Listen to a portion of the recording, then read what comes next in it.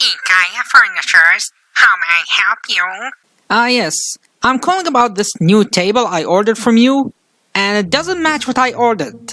How so? The table was supposed to be a desk-style table, but the one I got is like tea table style. Would you please clarify what you're describing? The table I ordered was meant to use for an office. The one you sent to me sits too low and I can't use it with my desk chair. Oh, I see. Can you give me the order reference number so I can check? It's 50660. One moment, please. Yes, sir. The order is exactly as you described it. It's one brown low-level tea table. What? That's impossible. That's not what I ordered. I'm pretty sure I ordered the low-level tea table? What? Is something wrong, sir? I thought I ordered the desk table I had in mind. How did I order this one?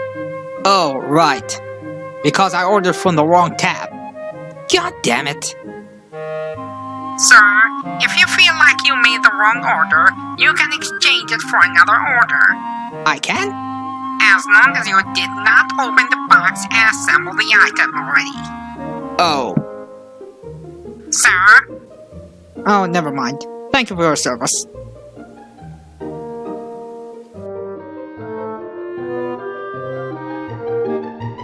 And people say online shopping is the future.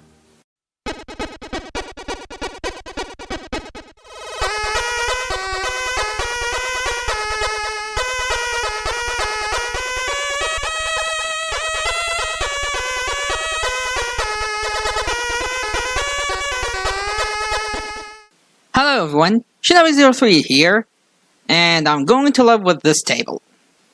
We go back once again to check out the crimes committed by our ever-so-loving dumbass critic against the intelligence of media fanbases. For today's topic, we resume our mini-series in looking at his Jurassic Park reviews with a review of my most favorite movie of all time, Jurassic Park. Spoiler alert, it's not good! And no, I'm not here to complain about his opinion about the movie, because why should I care if he likes a movie or not? I'm here to point out every goddamn error and pointless nitpicks he makes, because when your job is to be educational and informative, then it's more necessary than ever to make sure your information is as accurate as possible. And no, I don't buy the excuse of him being for fun, because being funny is not an excuse to half-ass your research and twist the facts for the sake of cheap jokes. Especially when he already stated that he's supposed to be analytic critique, so he's meant to be taken seriously. Newsflash! You can be both funny and smart at the same time. When you're focused solely on the funny part and ignore the smart part, you'll get something like Teen Titans Go and the Powerpuff Girls reboot. I'm in a bad mood. Understand? Doug Walker is not a critic. He is a clown pretending to be a critic, and you can see that when you watch real critics who knows how movie critique sounds like. I'm sorry. It's just so frustrating how stupid people really get on your nerves. I waste my time explaining how I used to like the guy and what issues I have with him, and for some reason they missed the point and call me a jealous hater. Oh well, it's not like these videos are for blockheads like them. It's for you, the smart people who are watching this at the moment. And to tell you what, guys, you amaze me. I mean, my channel has barely started making real content, and already I have you jumping in to defend me when some asshole insults me without me asking you. But don't get full of yourselves. You display the same asshole behavior and start a hate junkyard of my videos, and you're out of here. No exceptions. You want to debate? Be smart. And do it respectively like the mature folks that you are. That was all, and I'll see you next time.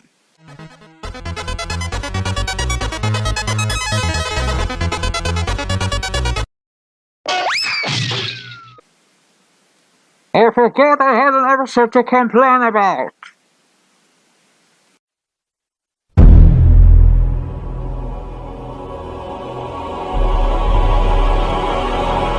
You bet I was there too.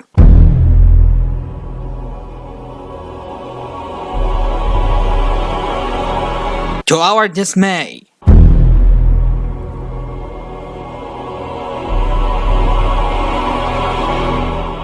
Now you're pushing it.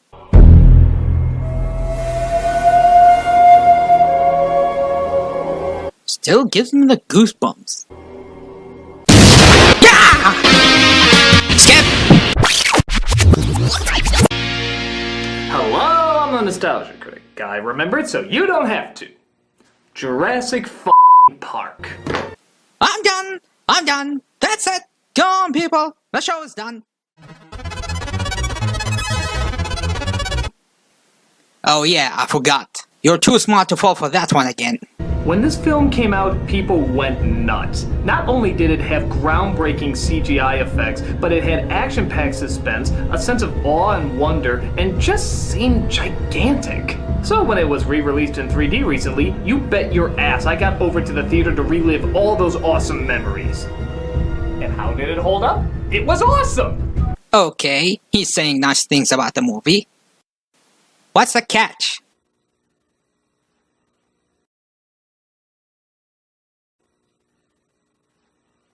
You're not fooling anybody. We know how this goes like. You start uncharacteristically praising the movie, and then you take off your pants and dump on it in a tired bait and switch we've seen 100 times already. Come on, just say it, let's be done. But maybe not as awesome as I remember. Of course! I don't know about you guys, but this feels so cathartic. Oh, if only we could see it in an endless loop. But you have your own lives and I can't keep you here forever. Look, I'm not saying it's a bad movie. Oh? Then what? Far from it. If anything, it's held up extraordinarily well. Then why are we wasting our time telling us the obvious fact that this excellent movie is still excellent? Other than the fact that you are the dumbass critic? I'm just saying that while we were so blown away by how huge it was, we might have overlooked some problems that we either didn't see or chose to ignore. You are planning to make this movie look bad, aren't you? Hey, look! Here's a bad dinosaur movie that no one will complain if you trash it or not. Go for that one instead. It's what you do best. Please note that I haven't seen Adventures in Dinosaur City, but since it appeared in multiple worst dinosaur movies lists, I'm using it as an example. If this was a good movie, then I apologize and I'll make up for it by reviewing it in a future video. I know something like Jurassic Park 3 is worse, and trust me, we'll get to that train wreck in our time.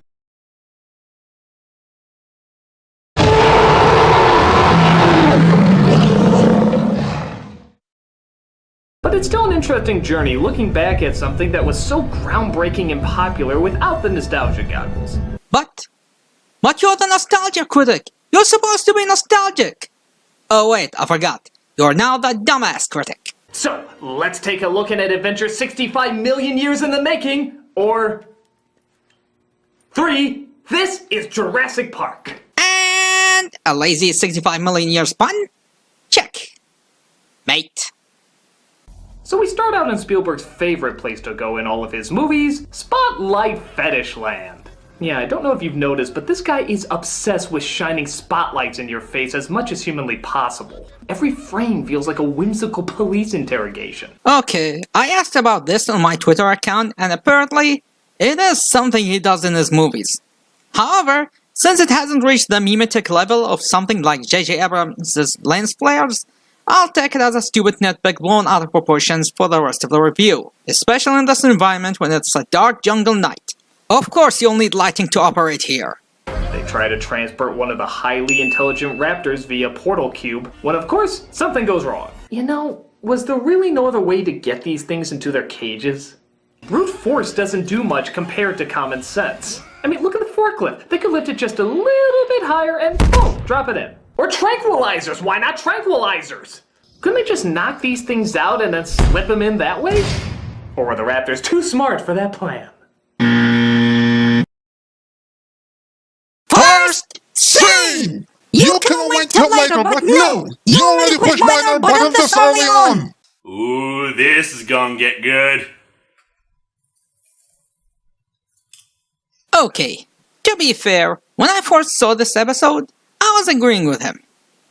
But then, however, I remembered a certain comedian saying the following. See, my mind doesn't work that way. I got this real moron thing I do, it's called thinking. Your first suggestion. That idea wouldn't work, and here's why. If they put the cage inside the paddock and open the cage inside to let the raptor out, do you know what will happen? Do you know what this super intelligent animal would do? It'll jump on the cage and then will jump over the paddock fences. We know the raptors can jump really high, and by jump, we mean really high. You can fly? No, jump good. And without any high grounds, they were able to go through the electric fences. So imagine if they had the proper platform. Of course, they'll be able to jump over it. Oh, you're suggesting dropping them from above by a crane or something so they don't get something to jump on? Good idea! If you want to risk enjoying your highly valuable assets, you idiot! For a guy who asked for common sense, maybe you need some.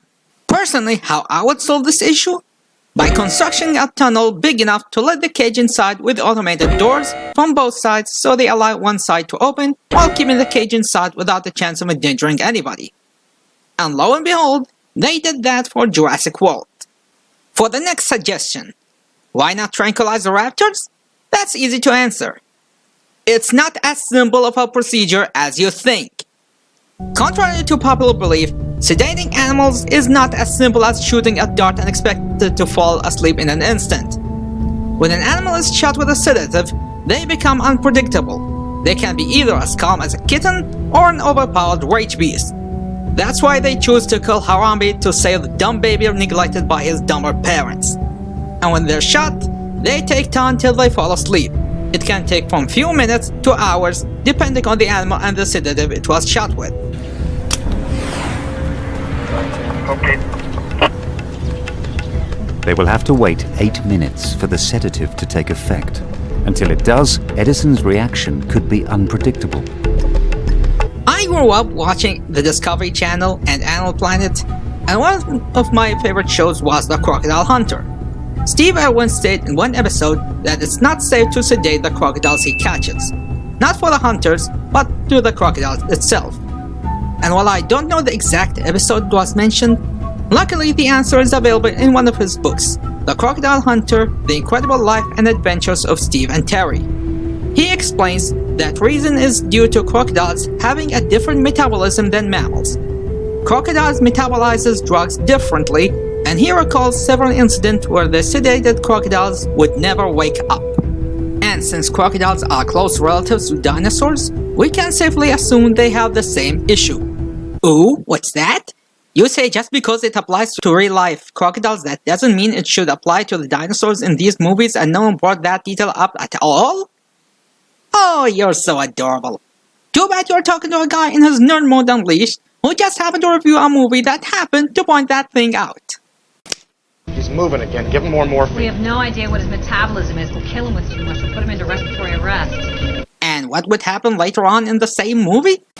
Why the hell wasn't it tranquilized? It was. Roland hit it with 2 darts of concentrated carfentanil, over 10 milligrams. 10 milligrams should have put it into a coma. It stopped breathing, so we gave it naltrexone to counteract the effects, but we didn't know how much to give it. You administered an antagonist without knowing the proper dosage? You put the animal in a narcoleptic state. The thing's a locomotive now.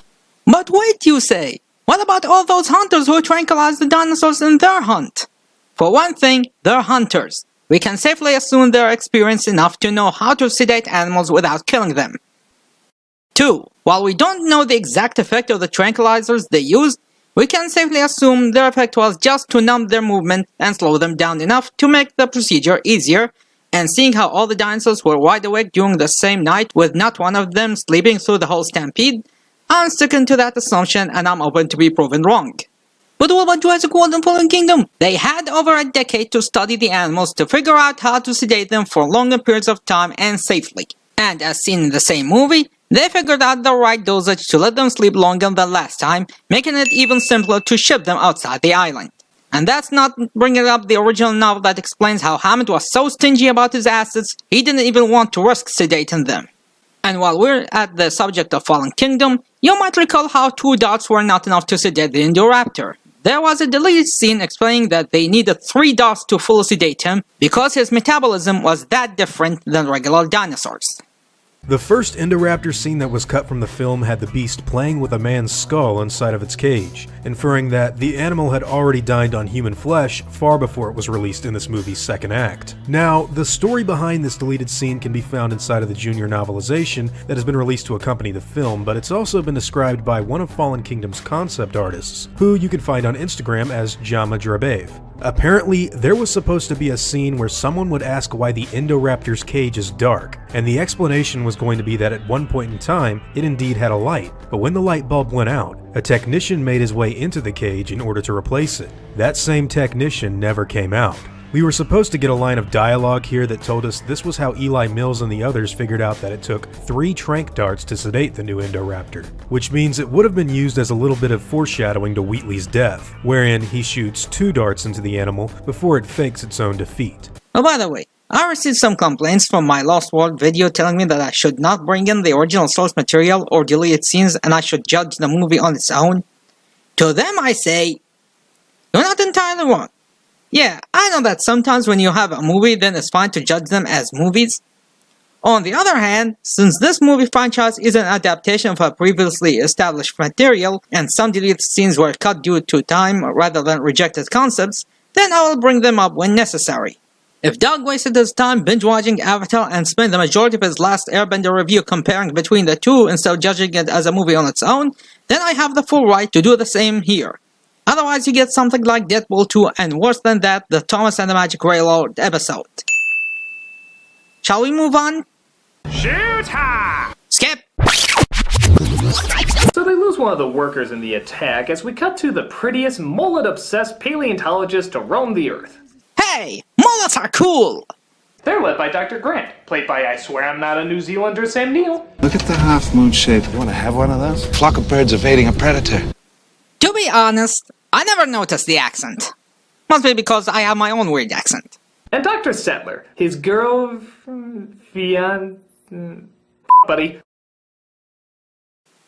You do know that male and female co-workers are allowed not to be romantically involved, right? Just to point this out as an example, this was one of the points that many had complimented Dredd about. That they gave Dredd a female partner who didn't care about having a romantic relationship with him, nor did they even attempt at making it romantic, and stuck with making it solely a professional relationship between 2 officers. I find it amazing how you change your thoughts depending on the movie. I mean, fucking bizarre concept, but if you have a dude and a chick in a movie, they don't always have to hook up. I mean, if you got a romance, great, but it's not like a checklist. But then again, it's not the first time you change your opinion when it's more convenient for you. So that's the Chipmunk Adventure.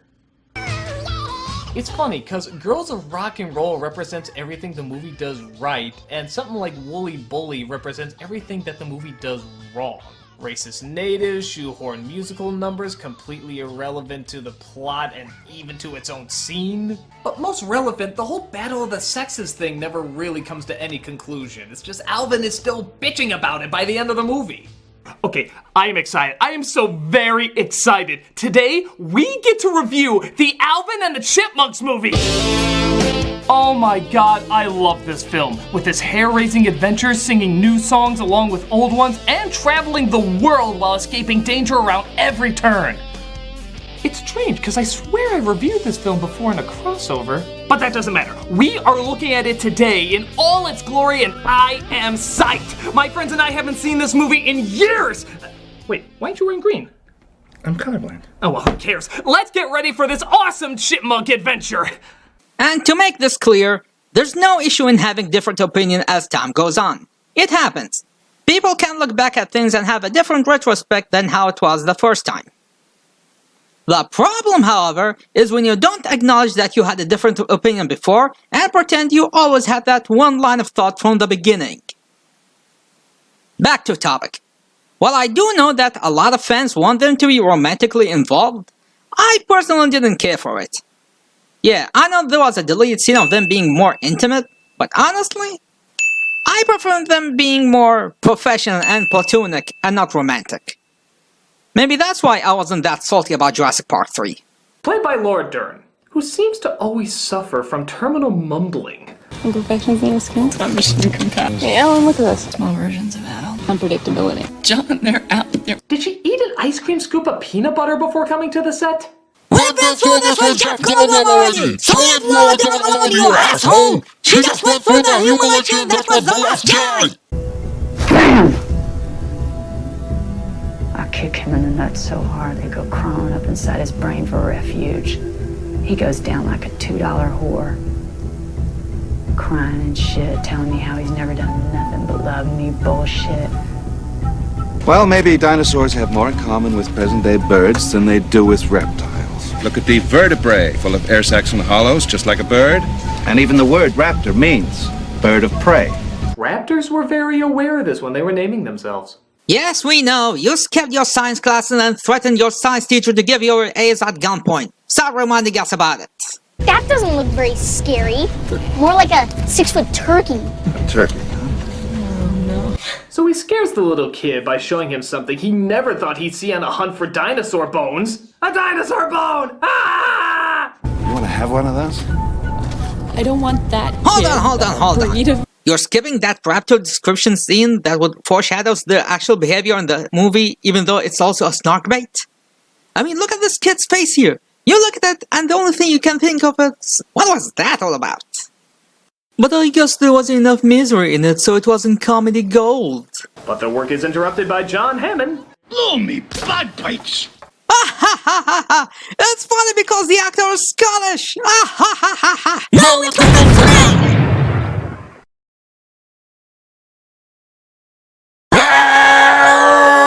Let's face it, in your particular field, you're the top minds. Yes! You have no idea how computers work and you study ancient plant life. Clearly nobody would be more qualified. Just like how you don't know how movies are made, yet you see yourself qualified to judge them. For the record, you don't need to be a computer whiz to know about dinosaurs, and paleobotany is relevant to paleontology, so screw you. I can tell instantly about people. It's a gift. Obviously, he took that into consideration when he hired this guy. Dennis Nedry, played by Wayne Knight before his heart decided he wanted to live. What? Dennis Nedry, played by Wayne Knight before his heart decided he wanted to live.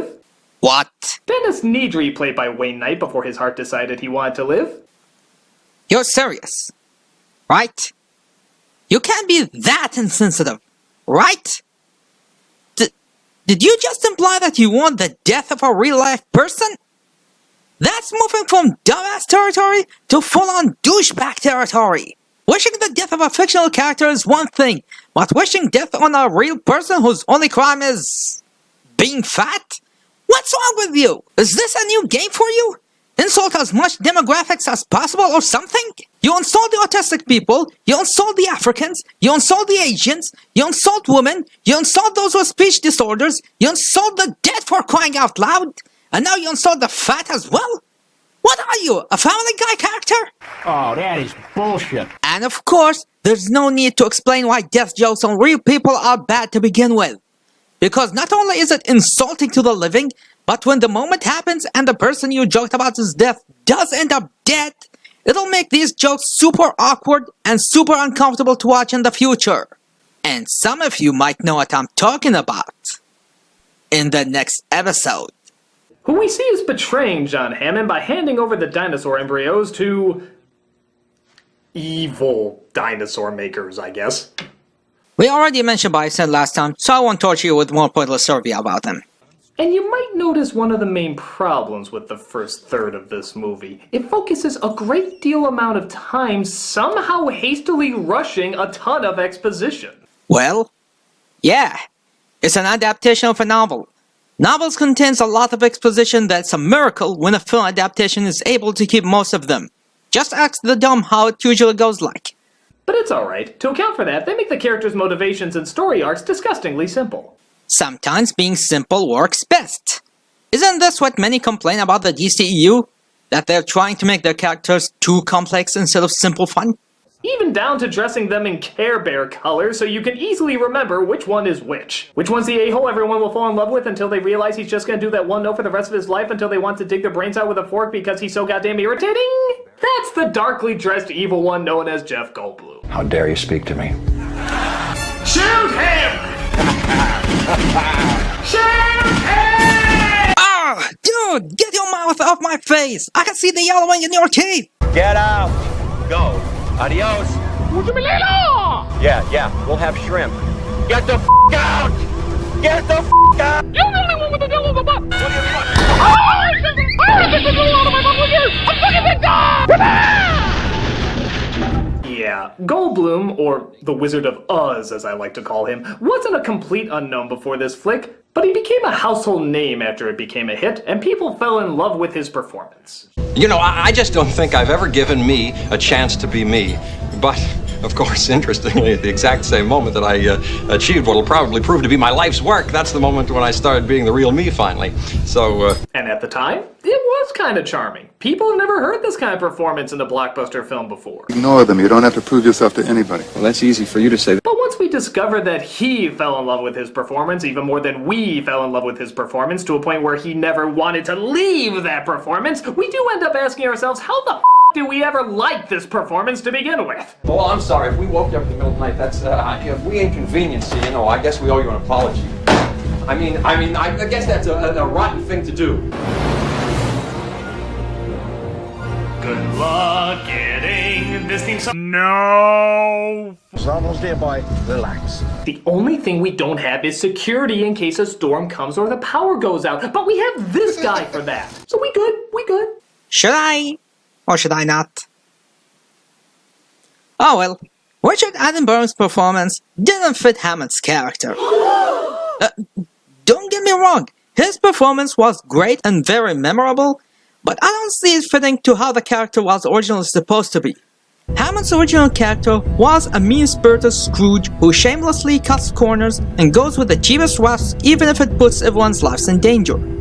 Attenborough's Hammond doesn't come across as an evil businessman as his novel counterpart, but portraying him as this idealistic, naive grandpa persona, which comes off jarring with his running statement of sparing no expenses, when developing itself remains cheaply made with leaving everything automated and little to no staff or security or even enough weaponry.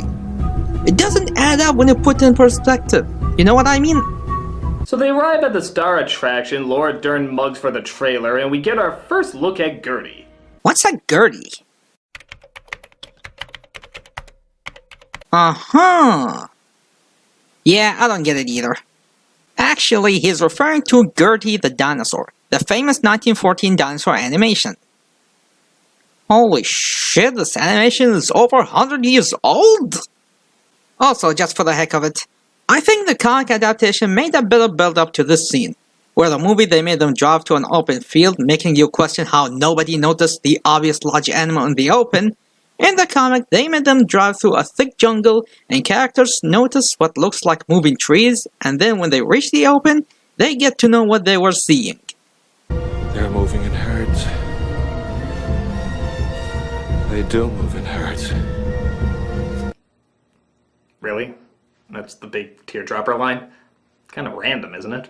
I mean, is that kind of like looking out over the herd and saying, They eat their own shit. They do eat their own shit. Pooh!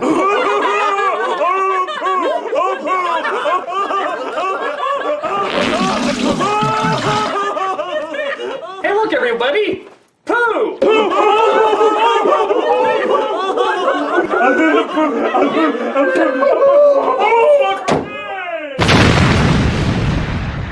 A moment of silence for the Happy Madison audience. That was fun. Hammond takes them to the visitor center to show them how they're made. Apparently it was done through the miracle of cloning.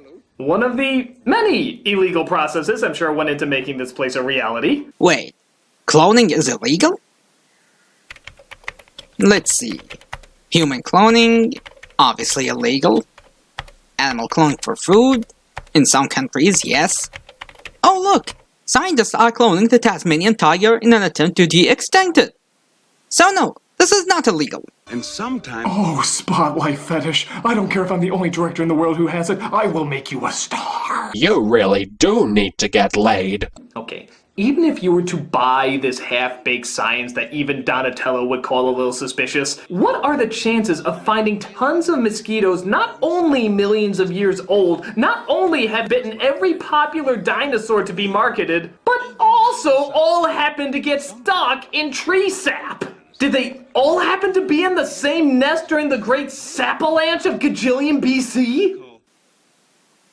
No, they were not. That's why Hammond spent tons of his money in purchasing huge stocks of amber, in which not all of them had mosquitoes in them, and not all of them had dinosaur blood in them.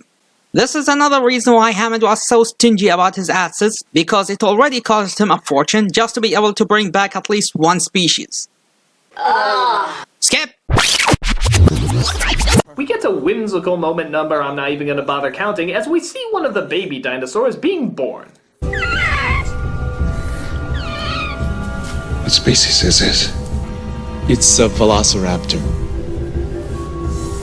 You bred raptors. Ah, so he can't identify the dinosaur from his trademark make kid wet pants speech even when he's holding the damn thing right in his mother hands. Great job picking those top minds you were talking about there, Hammond. Spared no expense. Okay, genius. Want to play a game we all know you're not going to win? Here you have a Deinonychus, Velociraptor, and a Utahraptor. Try to figure out which skeleton belongs to which dinosaur here. Can you figure it out? Of course you can't. This brings us to the projector room, where I'm sure Spielberg is projecting right now with how much his spotlight fetish is being fueled. Oh, so backlit. Oh, so illuminating. Oh, I could hump the white outline that it makes on the side of their heads. Oh. You really do need to get laid. We can charge anything we want, $2,000 a day, $10,000 a day, and people will pay it. This park was not built to cater only for the super rich. Everyone in the world has the right to enjoy these animals. Yeah, everyone should be allowed to fly their personal helicopters to their Hawaiian islands after getting storm insurance. We're looking after the little guy. And years later, Jurassic World enjoyed a good 10-year run. And before you even knew what you had, you patented it and packaged it and slapped it on a plastic lunchbox, and now you're selling it. You're selling. Well, wow, that was an excellent argument against the Lost World. I mean, everything you said in there, I totally agree. Obviously, because you used the exact same joke here. Hey, you know what, Mr. Spielberg? Before you even knew what you had, you patented it, you packaged it, you slapped on a plastic lunchbox, and now you're selling it, you're selling it. Well, Lost World. Actually, it is impressive that you even remember doing it. Now we can start our tour with the latest and greatest in high-tech ingenuity. It's an interactive CD-ROM! Holy shit, it's packaged CD-ROM! Oh my god, tell me it doesn't have X-Wing! Tell me it doesn't have X-Wing! And outdated technology joke? Double check. They get out of the car and stumble across a sick Triceratops, but Sattler is determined to figure out what's causing the sickness. Now, in reality, this scene serves no purpose to the plot apart from separating Sattler from the group. Serve no purpose. Its only purpose is to separate Sattler from the group. Serve no purpose. Its only purpose to separate Sattler from the group. Make up your mind already! And let's be honest, it only exists so kids can giggle when he says this line. that is one big pile of shit. Your career in a nutshell. Oh, really? Alright then, let's play a little game, shall we? It's called Good Career, Bad Career. Good Career, Jeff Goldblum.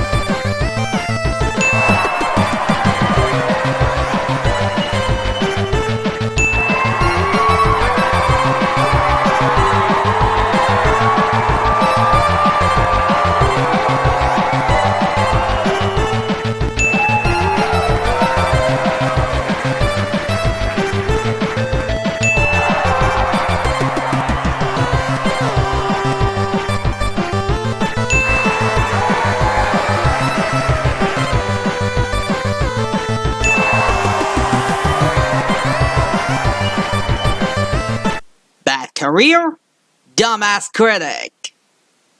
Poop! Poop! Poop! Poop! Poop! Poop! But Nidri has to hurry with those embryos or else the obvious video that everyone in the audience said was an obvious video. Say it with me, everybody! Nobody cares! Oh, look how lens flary it is. Oh, yeah. You really do need to get laid. And this leads to easily the best character in the whole movie. The absolute star of the whole goddamn thing. I'm the mother T-Rex! No! For the good love of no! This song is one of the dumbest things to stain the legacy of the franchise, and its only purpose is to be a forced meme that only lives thanks to it being an annoying earworm. I don't know if you guys noticed, but Doug has been attempting to make and force memes quite often in his videos. One would argue it all began with the bad credit card, a move he would later regret and ended up needing another reviewer to kill it once and for all. But of course, there was the most important thing that I did this year. I killed the bat credit card joke! But we can all agree it really began with the Double Team episode, when he was attempting, an emphasis on the word attempting, to force that stupid frying the coke that didn't go anywhere. You know, okay, I'm not usually aware when I'm starting an internet meme, but by God, this has to be an internet meme. It is far too good. Okay, there was jumping the shark, nuking the fridge. Ladies and gentlemen, this is frying the coke. This is the ultimate in awesomely and laughably implausible. Doug Wagner doesn't understand how memes work and mutate. They aren't made for the sake of mutating them to internet memes. If you noticed, the majority of the memes you know are just random things that were picked up by people and twisted in them to memes and ended up as memetic mutations. When J.R.R. Tolkien / Peter Jackson made that one cannot simply scene, it wasn't made with the expectations to be memed. It was memed because the fandom chose to and it was exploitable. When you try to force a meme or creating jokes for the sole expectations to be memed, it won't work because they are obviously forced and no one will run with it and will end up backfiring. Joey, stop trying to turn Brooklyn Rage into a catchphrase. It's never going to work. Also, silly faces does not automatically make them memes. What's I just know gonna be a meme is he's trying to force him to take his pills and Wolverine's like, let me see, and Xavier goes, blah! And like, you just know Patrick Stewart going, blah! Is totally gonna be a meme. Totally gonna be a meme. Totally gonna be a meme.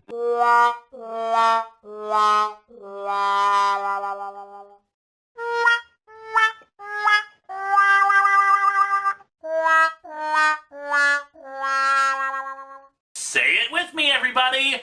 Memes don't work that way!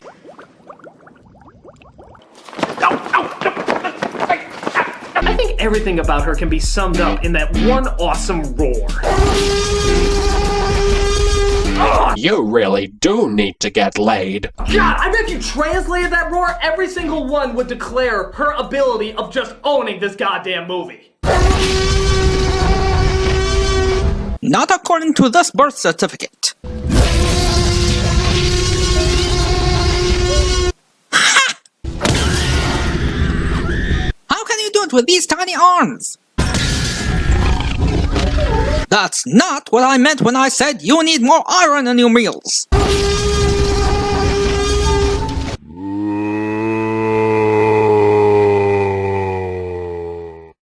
You see why I told you to cut off scavenging and start hunting living food instead? Ew? If you bleed anything other than blood, then you do have a condition, and I suggest for you to get her an exorcist. Oh, is that why you're still single to this day? What? Oh, I'm sorry. I didn't mean to hurt you. I'm sorry. I'm sorry. Okay, now you're forcing it. Oh, by the way, that's Rintaro. He's my scientist. I am not your scientist. I pay for your service. Doesn't count. You really do need to get laid. I'm sorry, I need a minute to recover from such awesomeness. Play the music! You really do need to get laid.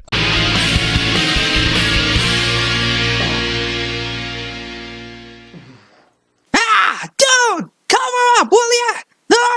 watching this! Wait a minute, what irresponsible parent would allow his children to watch this trash? That doesn't make any sense. Nidra gets his card stuck and does his best to pull it out. There's the road.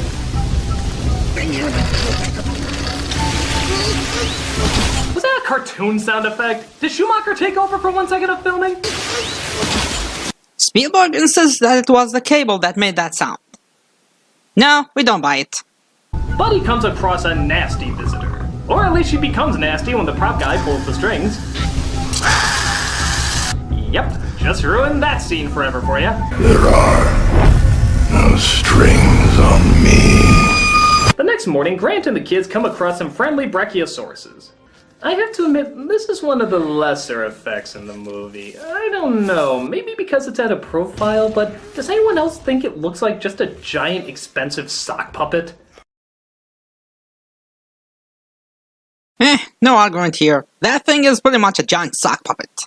Suddenly, Grant discovers the dinosaurs are breeding, which seems impossible seeing how all of them are females. They mutated the dinosaur genetic code and blended it with that of frogs. Now, some West African frogs have been known to spontaneously change sex from male to female in a single-sex environment. Funny how this is common knowledge to me, and yet none of the highly paid scientists who put this together ever considered this a possibility. Spared no expense. No, hold on. Does this qualify as a nerd bottom moment? I personally might as well go with it. While in the movie they stated they used frog DNA, they didn't specify which frog DNA they used. For all we know, they used different types of frogs in their experiments, but it's the common reed frogs that are known to spontaneously change their sexes in a single-sex environment as stated by Grant in this scene. So it is worth noting that there are other creatures that can do the same, such as clownfishes, corals, slugs, some birds like the cardinals, and some snakes like the yellow-bellied water snake. The movie stated they only used frog DNA, but the novel did mention using other creatures to fill in the gaps. And by the way, the chapter where they discover that animals are capable of breeding in the wild is one of the most brilliant chapters in the book and a tank of nightmare fuel. Back at Control, Hammond can't believe what he's hearing over the radio. He finds it absolutely absurd. That little fragment had to have come from a bird. Let's do a little test then, shall we? Said Malcolm over the radio. He asked Mr. Arnold to run a tally of all of the animals in the park. No problem, the man said, just before the total number of animals printed out for everyone to see. Out of all of the expected 238 animals, each and every one came up as accounted for. Well, I hope you're satisfied, said Hammond, before asking the chaotician if he could see it down there. Malcolm said that they could see it just fine. Now, he said, can you have the computer search for a different number of animals? Arnold asked what exact number he'd like to try, and Malcolm simply said, how about 239? Arnold told him it would be just a minute before the computer started printing out the results. It would appear as if all of the dinosaurs were still accounted for, until the computer picked up the results of 50 copies being present in the park out of an expected 49. Hammond sat forward. What the hell is that, he said. We picked up another copy, Ray responded. From where? The billionaire asked, to which everyone in the room couldn't seem to answer. The radio crackled, and Ian asked for another tally. Now then, let's search for, say, 300 animals? That'll take a few minutes, but I can do it, Arnold replied. Hammond was beside himself, confused and worried. What the hell was he talking about 300 animals? They'd specifically bred and kept record of 238 animals in the park. Where did this copy come from? What the hell was going on? Pretty soon, the total number of animals went up to 244. What does that mean? Asked Hammond. The computer is counting the animals in the park, Wu said. All of the animals. Hammond began to show concern. I thought it always did that. Nedry, did you screw up again? Nedry immediately said no, before explaining that the computer simply allows an expected number of animals to be searched before giving its result. It's a convenience, not a flaw. Unfortunately, both Wu and Arnold began to realize the severity of what this could entail. The number climbed again, this time reaching 262. Wait a minute, John said. My animals can't breed. The sensors must be picking up field mice or something. He then turned to Wu. They can't breed, can they? Wu simply assured him that no, they cannot. The total rose to 270. Where are they coming from? Arnold said in disbelief. Wu just responded that damned if he knew. Now the number was at 283. Holy shit, said Gennaro. How much more? And then suddenly, the screen read error. 300 animals not found. Hammond smiled. An error, he said, nodding. I thought so. But then the screen printed. The total had climbed all the way up to 292. Most of the dinosaurs' population stayed relatively the same. The computer found the 2 Rexes, all 8 Trikes, and all 7 Dilophosaurs. But other animals appeared more numerous. Out of an expected 49 copies in the park, the system found 65. Where there should only be 16 Othnielia, there are now 23.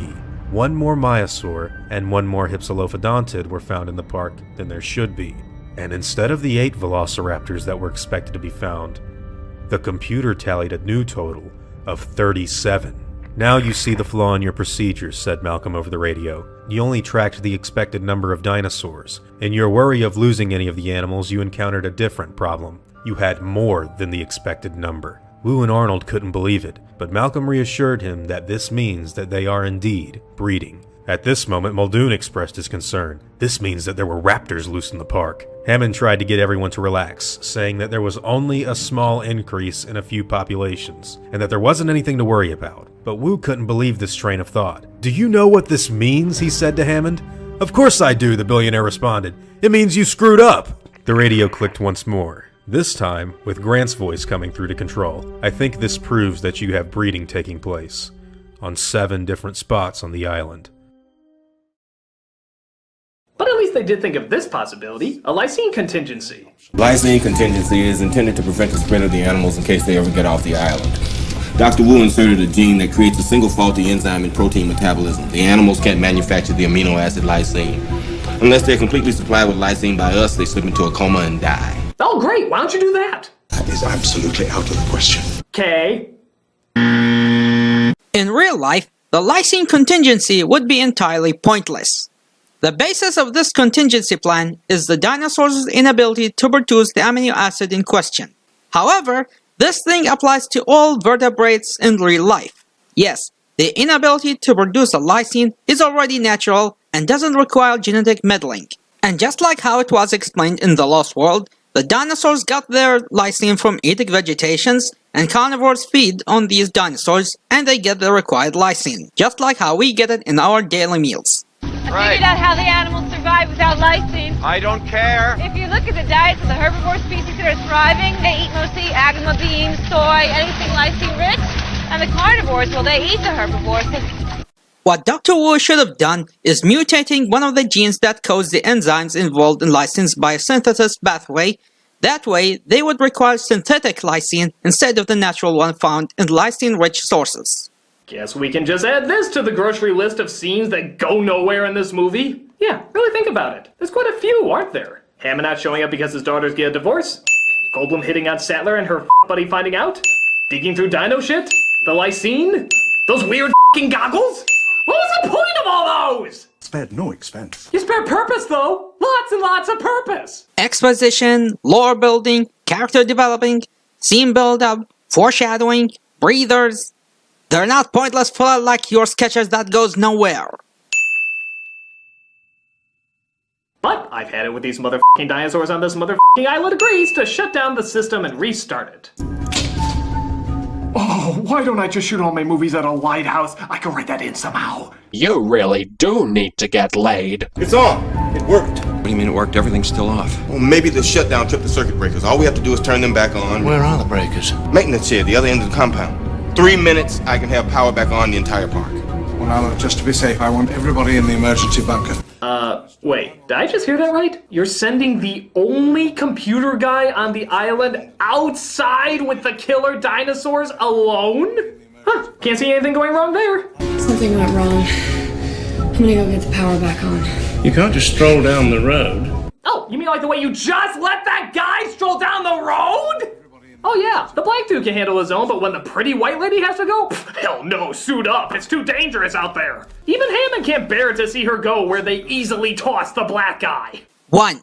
They were okay with sending Arnold alone because he works in the park and he knows where he needs to go.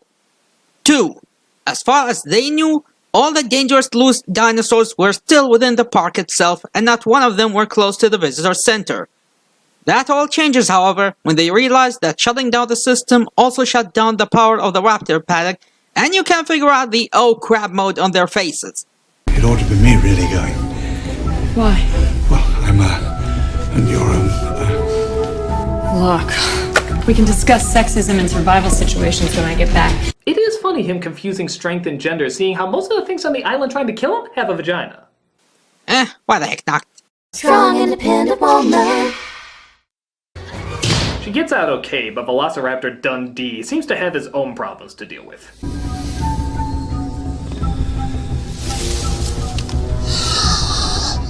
Clever girl. Waiting for me to turn around to acknowledge your intelligence. You're facing the wrong direction. Yep, if you haven't noticed, these things are damn smart. Even when Grant leaves the kids alone in a building with no locked doors. How stupid.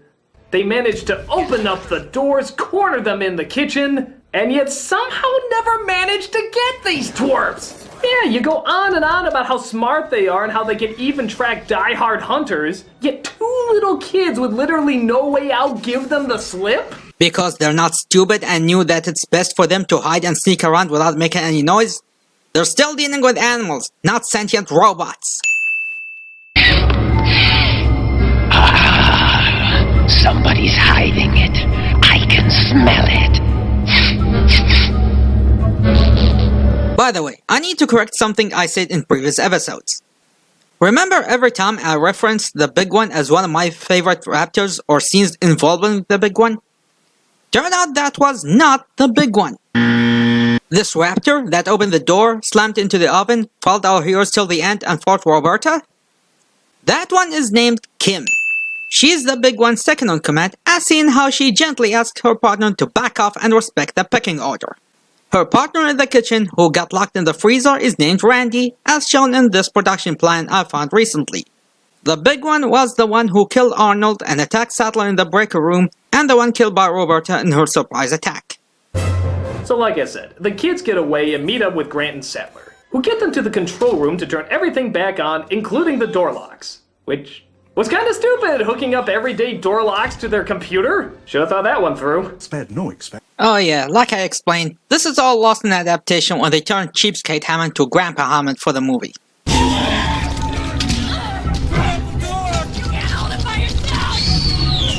So while Bulgy Eyes tries to boot up all the power to the park, because they clearly went into great detail about what a computer expert she is. I'm a hacker! See? It's called Chekhov's skill, and they don't need to remind us about it every goddamn second for us to believe. So I do think they need more foreshadowing early on in the movie. Yeah, it's up to young Ferris Bueller to hand Sattler the gun. Hand Sattler the gun. The chair doesn't need a massage as much as Sattler feeds the gun. Can't get unless I move! Boys assistants needed 2 steps walking behind you. Boys assistants needed 2 steps walking behind you. 1. You do know the moment Sattler moves from her position, the raptor's just going to burst and killing everybody, right? 2. Even if Tim did go to hand her the shotgun, which in itself is near impossible because real shotguns are super heavy for a child to handle, or a regular adult mind you, speaking from personal experience as I did handle a real shotgun and let me tell you, it was really heavy. There's also a high chance of accidental firing. Either way, Sattler can't move from her position until the door is locked. Oh well, they got the power back on and at least they have more ammo they can use for later. It's gonna come through the glass! Or miss a whopping 4 times.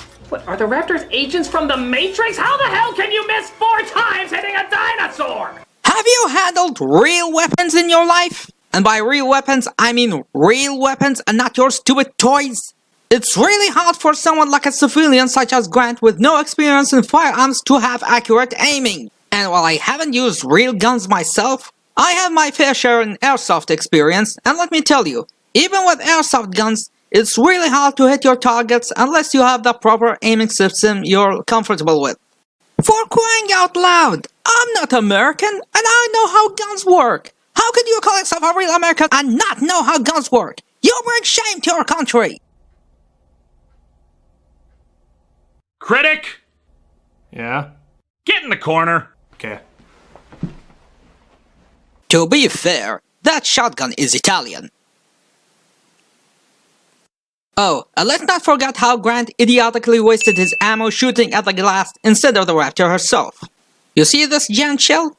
Yeah, that's what happens when you're not experienced enough with guns and aimlessly spam fire whenever you want.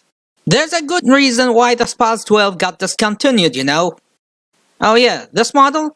Yeah, they no longer make them anymore because despite how movies and games tries to make them look cool, in real life they were too heavy, too stiff, with fragile safety mechanism, and half the time it just doesn't work, and several other issues making it one of the most impractical weapons in gun history since the L85A1. Dude, that's just cold. They climb aboard that thing the Flintstones eat at the end credits when it seems like they're cornered. How the hell could they get out of this one? No! You really do need to get laid. God damn it, I love you, T-Rex! You are the most awesome goddamn thing! You really do need to get laid. Even though it makes no sense how they couldn't hear you come in, even though your footsteps always make the ground shake, you just gave the most epic, awesome ending this movie deserved! You know, seeing how the current generation of smartphone zombies who can't seem to notice their surrounding when they walk, it's not implausible how nobody noticed Roberta seeing how the humans were focusing on the creatures that plans to kill them that are few feet away from them.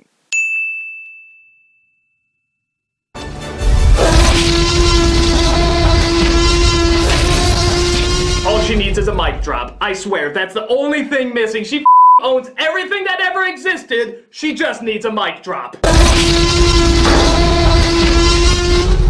Nobody's going to turn that to a meme, so don't bother shoving it down our faces. And thus, they all seem to make it out okay. Mammoths. Next time, definitely mammoths. Can I have one last novel trivia to add here? Oh, but I wanted to explain how Hammond used a genetically engineered dog-sized elephant made by his partner Norman Atherton, who will be the inspiration for Benjamin Lockwood in Fallen Kingdom in order to convince their investors in the Jurassic Park project. Oh well, you're lost. Aw, my touching story arc is complete. Let's split in the third film. Okay. To be continued. And the moral of the story, kids, when a white Scottish man offers you to see his park, you say no. Just like when a man with a terrible fashion sense asks you to donate to his endless charities, you say the exact same thing. And that's Jurassic Park. It's got its flaws, even some major flaws, but I'm sorry, it's still f***ing awesome. So what was the point of all this other than stating the obvious? The effects for the most part still look great. Animatronics? Yes. CGI? Not so much. The story is not devoid of intelligent conversation. The characters, though maybe a little too simplistic at times, are still likable. And it still has the size and scope to not only enchant, but also scare. It's suspenseful and fun despite that there's some typical Spielberg moments, both good and bad. Not to mention just the straight up awesome factor. It knows what to give the audience and just how much suspension of disbelief we can lend to still enjoy it. As action-packed adventures go, this is one that is still a lot of fun and very impressive. Yet, you spend the whole review trying to break that suspense of disbelief while shoving as many stupid memes as possible along with your recurrent flaws. And of course, let's be honest here, it made the T-Rex a star again. Kinda hard to believe when the Tyrannosaurus was already everywhere, so it's not like she was never a star already.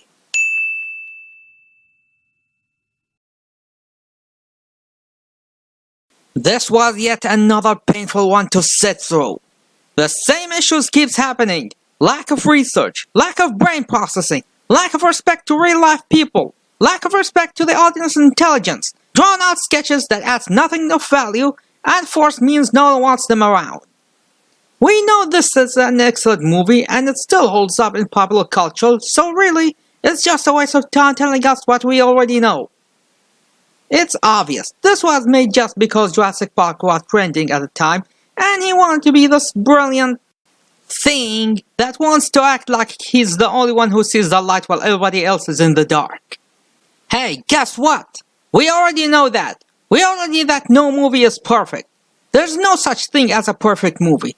I personally don't believe in a perfect movie. It's the reason why I never give a 10 out of 10 score in anything. At all. That's my personal rule. Even my most favorite franchises of all time are not perfect in anything whatsoever. Even with Jurassic Park, my most favorite movie of all time, I can see where it's flawed, and I don't mean just in the effects department. But that's life for you. Nothing is perfect. One can be close to perfectness, but cannot achieve perfectness in its absolute form. Next time, we will see how we fare when we look at the weakest movie of the franchise, Jurassic Park 3. I'll see you then, and take care everyone.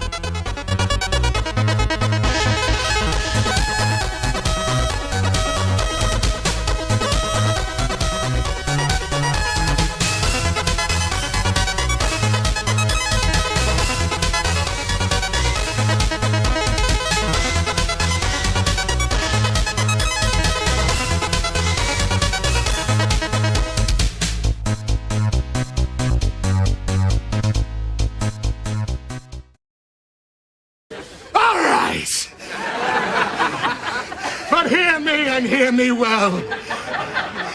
The day will come. Oh, yes. Mark my words, Seinfeld.